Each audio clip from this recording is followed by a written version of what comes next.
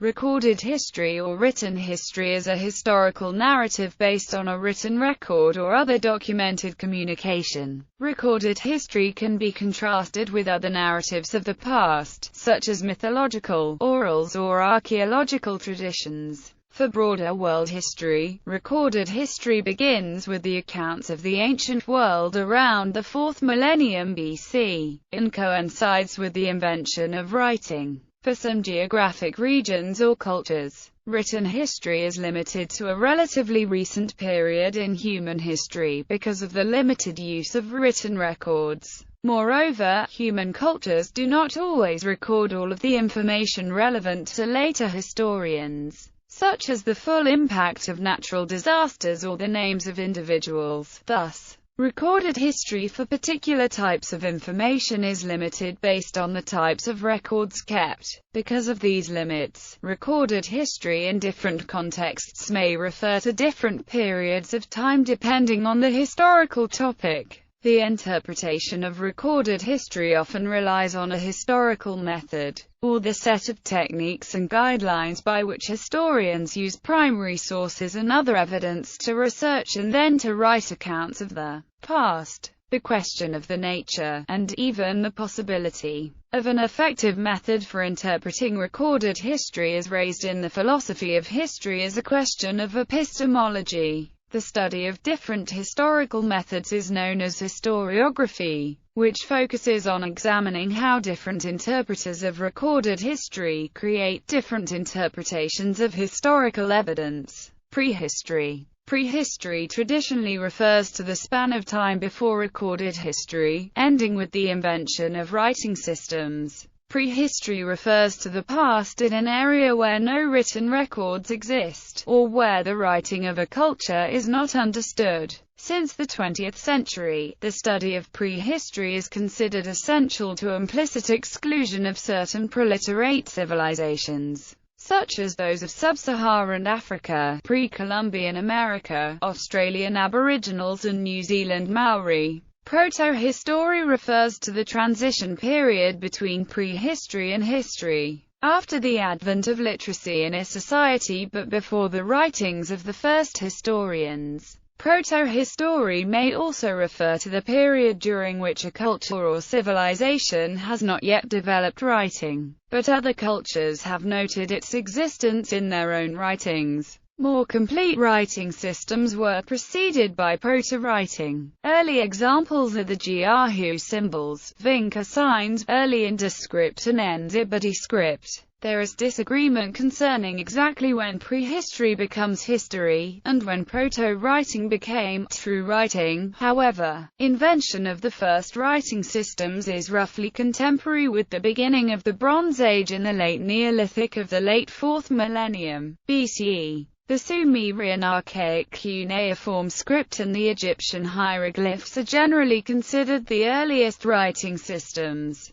both emerging out of their ancestral proto-literate symbol systems from 3400–3200 BCE, with earliest coherent texts from about 2600 BCE. Historical accounts. The earliest chronologies date back to the two earliest civilizations, the ancient Sumerians of Mesopotamia and the early dynastic period of Egypt, which emerged independently of each other from roughly 3500 BC. Earliest recorded history, which varies greatly in quality and reliability, deals with pharaohs and their reigns, made by ancient Egyptians. Much of the earliest recorded history was rediscovered relatively recently due to archaeological dig sites findings. Since these initial accounts, a number of different traditions have developed in different parts of the world in how to handle the writing and production of historical accounts. The Zhaojuan, attributed to Zhao Qiming in the 5th century BCE, is the earliest written of narrative history in the world and covers the period from 722 to 468 BCE.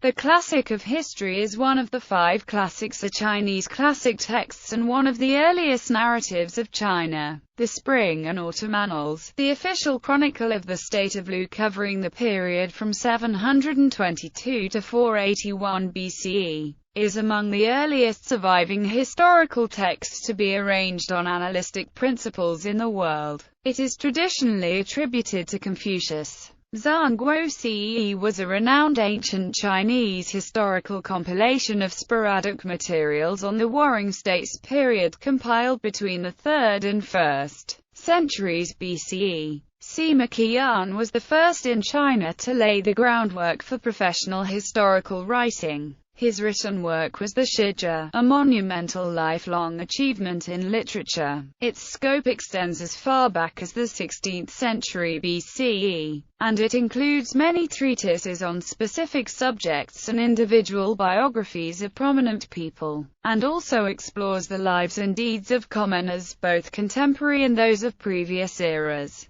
His work influenced every subsequent author of history in China, including the prestigious Ban family of the Eastern Han Dynasty era. Europe. Herodotus of Halicarnassus has generally been acclaimed as the father of history, composing the histories written from 450s to the 420s BCE. However, his contemporary Thucydides is credited with having first approached history with a well-developed historical method in his work The History of the Peloponnesian War. Thucydides, unlike Herodotus, regarded history as being the products of the choices and actions of human beings, and looked at cause and effect, rather than as the result of divine intervention. Saint Augustine was influential in Christian and Western thought at the beginning of the medieval period. Through the medieval and Renaissance periods, history was often studied through a sacred or religious perspective. Around 1800, German philosopher and historian Georg Wilhelm Friedrich Hegel brought philosophy and a more secular approach in historical study. According to John Tosh, from the High Middle Ages onwards,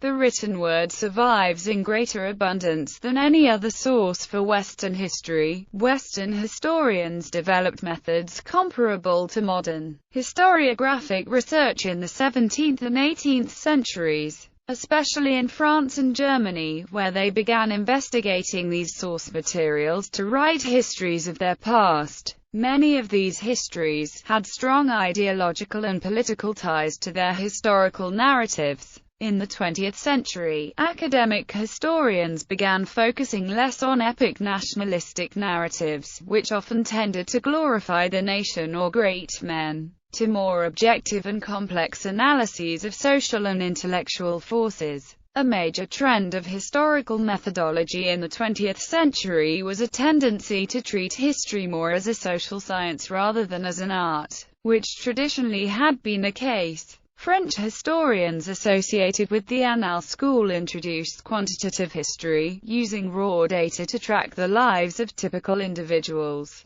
and were prominent in the establishment of cultural history. Middle East. In the preface to his book, The Muqaddimah, the Arab historian and early sociologist, Ibn Khaldun, warned of 7 mistakes that he thought that historians regularly committed. In this criticism, he approached the past as strange and in need of interpretation. Ibn Khaldun often criticized idle superstition and uncritical acceptance of historical data. As a result, he introduced a scientific method to the study of history, and he often referred to it as his new science. His historical method also laid the groundwork for the observation of the role of state, communication, propaganda and systematic bias in history, and he is thus considered to be the father of historiography, or the father of the philosophy of history. Methods of recording history. While recorded history begins with the invention of writing, over time new ways of recording history have come along with the advancement of technology. History can now be recorded through photography, audio recordings, and video recordings. More recently, Internet archives have been saving copies of web pages, documenting the history of the Internet. Other methods of collecting historical information have also accompanied the change in technologies. For example, since at least the 20th century, attempts have been made to preserve oral history by recording it. Until the 1990s, this was done using analog recording methods such as cassettes and reel-to-reel tapes. With the onset of new technologies, there are now digital recordings, which may be recorded to CDs. Nevertheless, historical record and interpretation often relies heavily on written records, partially because it dominates the extant historical materials, and partially because historians are used to communicating and researching in that medium. Historical method. The historical method comprises the techniques and guidelines by which historians use primary sources and other evidence to research and then to write history. Primary sources are first-hand evidence of history made at the time of an event by a present person. Historians think of those sources as the closest to the origin of the information or idea under study.